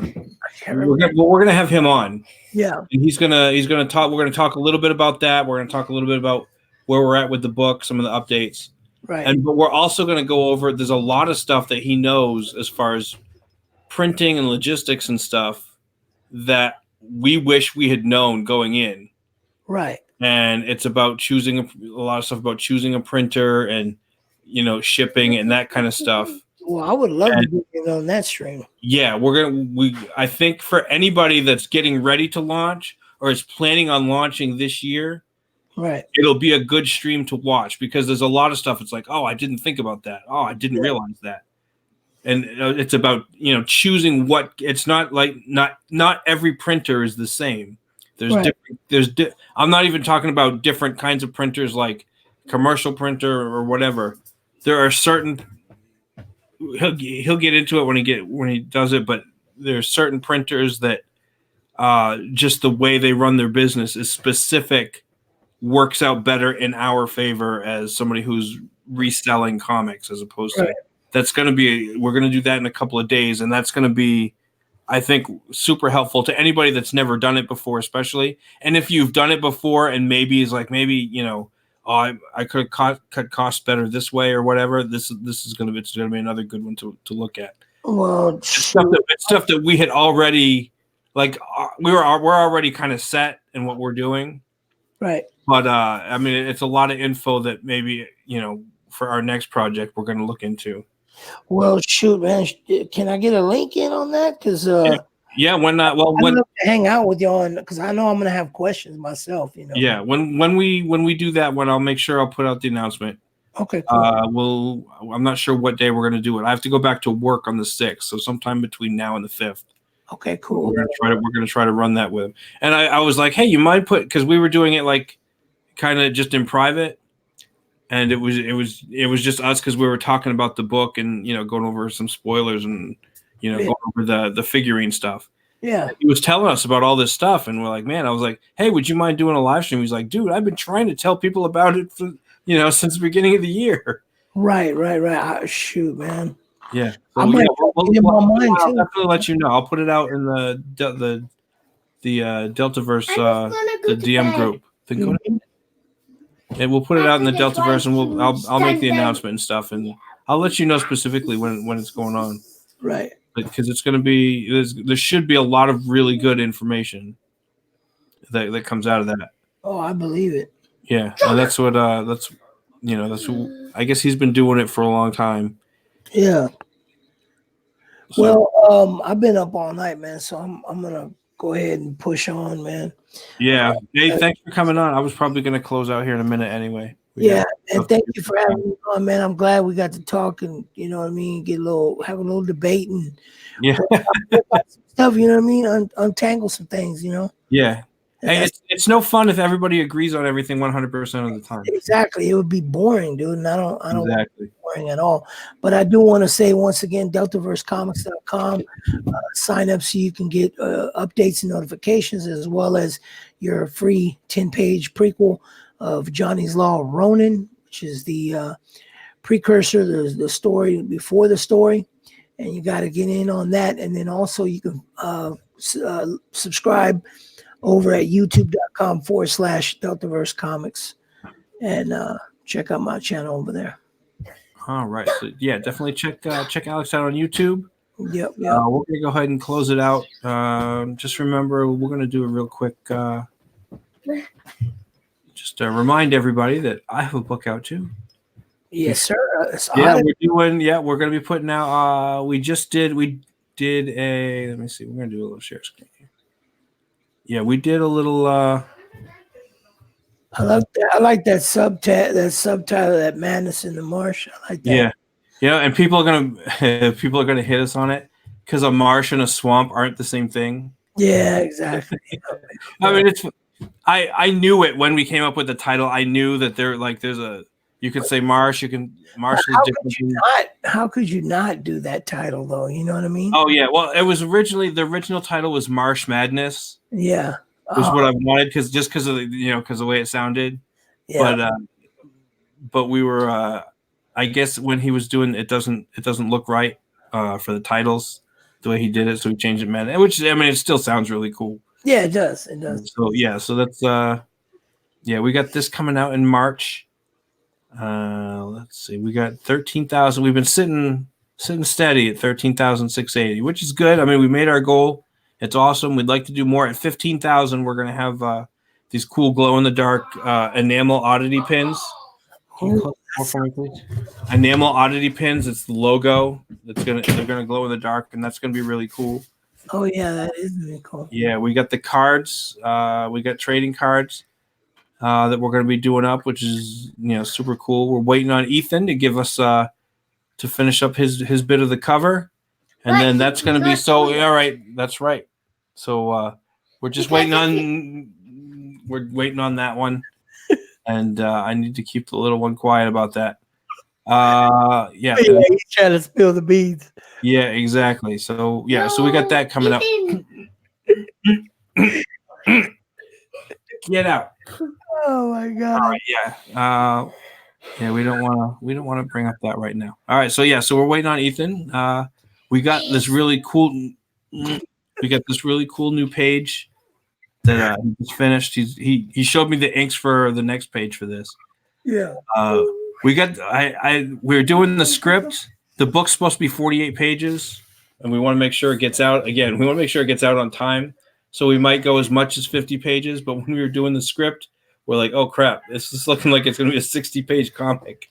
Yeah. So we're like, all right. So we had a meeting the other day, and we're gonna thumbnail out the rest of the book, and we're going to do some rewrites. We're going to have to trim some fat and get it to that 50 pages. It'd be great if we had the time to do a 60-page book. Well, nah, never mind. It's already a little far gone. Because I was going to say, man, we can't start from the beginning. And a lot of that is because of like 10 extra pages as just in case for like a stretch goal or something. That would have been cool. Yeah, it's mostly a timing thing because we want to make sure the book gets out on time, we get to the printer on time, and all the artwork, and we still got to submit it for lettering and that kind of stuff. So it's a time crunch more than anything else, and it's something that, like I said, it's because it happened. It just happens to happen this way because of the way, because he had a bunch of the pages already finished before he signed me on as a writer. Right. So I mean, if I had come on right from the beginning, then it would have been a lot. We could have had that all settled initially. Right. As far as, so, when I started writing from where he came from where he was at, then, we basically had to redo the whole story because I came on and had my ideas and stuff. Yeah. So, I mean, it's not a problem. It's not an issue. The book's still going to come out on time. We're still working, and doing the pages and stuff, but we have to kind of re-thumbnail the whole, basically the last half of the book. And it's basically just trimming some fat, working on some pacing and stuff like that.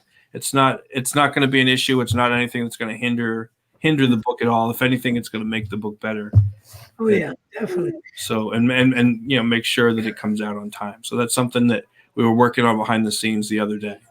So this is it's just looking great. Yeah, it's he's awesome. He's a great artist. And what's funny is he obviously he improves a lot as we're going, and he improves so much that the kind of model for the character changed a little bit. Yeah, it's funny because I got to page 5. I remember Ibai turned in page 5 to me, and I was like, oh no. And I said, oh, we have a problem. He's like, what? And I was like, well, the model looks great, but it's different from the one in the first few pages. Mm-hmm. He was like, dang it. He's like, I was trying something out. Yeah, if you look, it's cool. Just now, though, we have to change this one rather than going back and changing 4 other pages, Yeah. Well, because if you look at the cover here, you look, and it's subtle. It's a little thing. If you look at his face, is a little bit different. Yeah. Right there. It's gotten more froggy. It's gotten more froggy looking. Yeah. I like the more froggy look to it. Yeah, I like that skeleton in the the skull in the skull. sky. Yeah, the skull in the sky. I like that. Yeah. So his face has gotten a little bit more froggy looking as the book kind of progressed compared to the cover. So that's with something we're going to work with a little bit. See, it looks more froggy. The face before looked just a little bit more human. It's subtle, but it's something I noticed. I'm like, oh, we're going to have to, go back and just tweak it a little bit. Yeah. But right now everything's looking awesome. We're getting into some of the good action scenes, some of the good fight scenes, and we're going to be writing some jokes. And I went over, basically, I mapped everything as far as all the story beats and stuff. I'm like, all right, these are all the kind of stuff we have to hit for the story to make sense. So, I went over, this has to happen and this has to happen story-wise, narrative-wise, for everything to make sense. You have to build, the characters have to, because they're just meeting for the first time in this book. Right. So since they're the two main characters, they have to have, a kind of a relationship. Do you mean Cyberfox? No, William, no. Since they're kind of meeting for the first time in this book, right? You have to establish that they have a certain, they're not lovers or anything like that, but they're friends, and they have to, build a certain bond. And you only have so many pages to do that in. Yeah. Before all the really exciting stuff happens, so that way. He's got a reason to want to, help her out or her help him out and that kind of stuff. I had a similar situation, and my editor, Spike Valentine, he was like, dude, this is too quick. You need to pace this out differently. He's like, I know you cramped in between these pages or whatever, but he's like, there's got to be a way. You got to figure out some way to somehow artificially slow it down, even within this amount of pages, and just make it look right. And I was like, oh, so he really, that's one thing too. I mention him. I feel like I mention him a lot. Mm-hmm. This is no slight on anyone else, but I don't see a lot of people mention their editors. But I think also because a lot of the writers probably are editing themselves. I don't know, but I mention him a lot because I feel like he's really integral to the book, and that's what he did with me, was just really telling me no. That's how he's like, no. Why? You need to know why. The audience needs to know why. They need to know what this is and why this is happening. And, you can't just, introduce something or do something without having some reason for it, and he just kept beating me over the head until I finally understood it.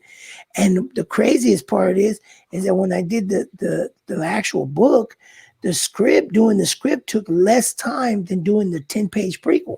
Mm-hmm. The 10-page prequel was freaking hard.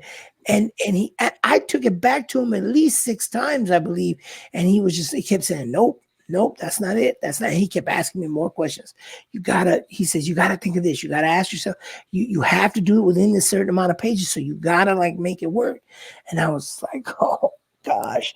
And it was so hard for me, dude. I was sitting there thinking, you know what? Forget this. I haven't told enough people. I'm not doing it, But then I took a couple of days away from it, and finally I went back and I was like, all right, cool. I'm gonna write it.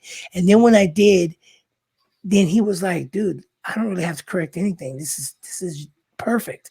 And he's like, and I just love what you did at the end of it and how you just took us right out of it, and like you kind of really set the stage for the main book, and you introduced a character that needs to be introduced so that you can, so that it makes sense for the rest of the other book. And I was like, man, good. I'm glad. I was so ecstatic about it because, I was just waiting for him to like beat me upside the head some more. Yeah, that we can probably, because yours is probably more serious than ours as far as it's more drama.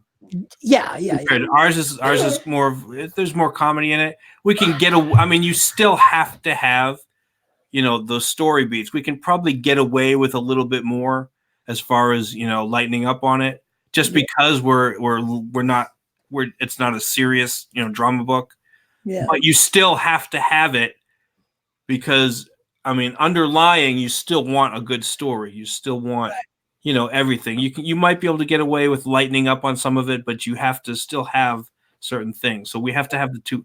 We have to, in a really short amount of time, we have to have the two main characters kind of develop at least a certain kind of bond, which is tough because he's kind of a jackass.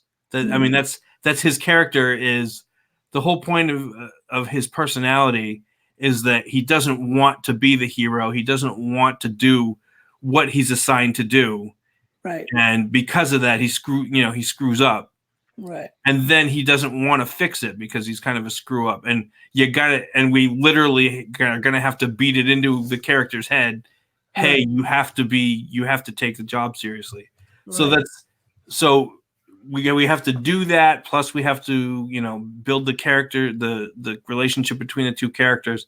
And I think the hardest part is going to be just establishing that the two characters are close enough and have a close enough of a bond where they can be friends. That's going to be the hardest part, I think. I mean, there's a lot of stuff. It's monsters killing people and, doing stuff and, telling some jokes. And we're going to have, one of the big things for this book is I'm going to say, pay attention. If you get the book, I'm not talking about just to the main story.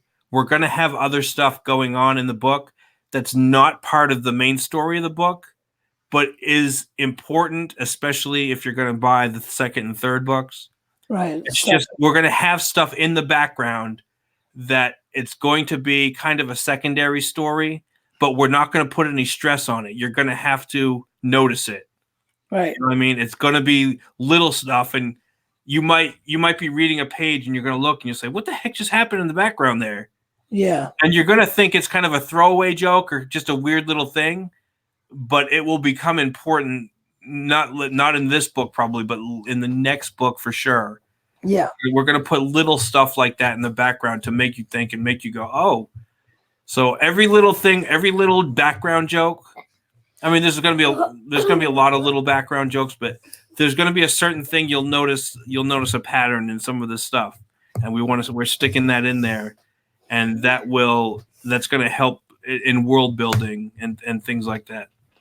So, I mean, one of the things for this book is that pay attention to the background, because we're going to have a lot of little stuff, hopefully, people won't miss.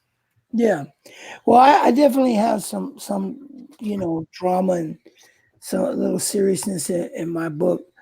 But I guess I could describe my book probably as like a good, one of those really good 80s and 90s, action movies. The martial arts, like Perfect Weapon or, those types of movies, So. That's cool. All right. So that's today's oddity update. So keep an eye out, deltaverse.com, right? Deltaversecomics.com. Yep, deltaversecomics.com. Keep your eye out for that. Johnny's Law. Mm-hmm. eBay Canales and El Guapo, I guess, is doing the prequel. Yep. Eye out for Oddity. That'll be shipping. We're pushing hard to make sure that gets done in shipping in March. Yep. We're setting hard deadlines for ourselves because it seems like a long time away, but it's not that long away. Dude, So it really we're is. setting hard deadlines for ourselves the next couple of months. And actually, we got a pretty big deadline in a couple of weeks. So it's going to be and we're going to be working hard. It's going to be a lot of hard work. Yep. The next few weeks. Well, thanks again for having me on, man. I appreciate it. Yeah, no problem. Thanks for coming on, everybody. Thanks for stopping by. And we're going to go ahead. I got Happy New Year to everybody. Happy New Year. All right. We're going to Happy New Year and a brand new year. By the way. Uh-huh. No. Oh, no. Yep, don't. Nope. No, Dave. Nope. Don't do All right, it. we're going to end it here before we get spoilers we don't want to get. Yeah. All right. Y'all have a good day. No. All right. Everybody have a good one. Bye-bye. You should actually read this. Yes, I will read it. Wait, now, slowly.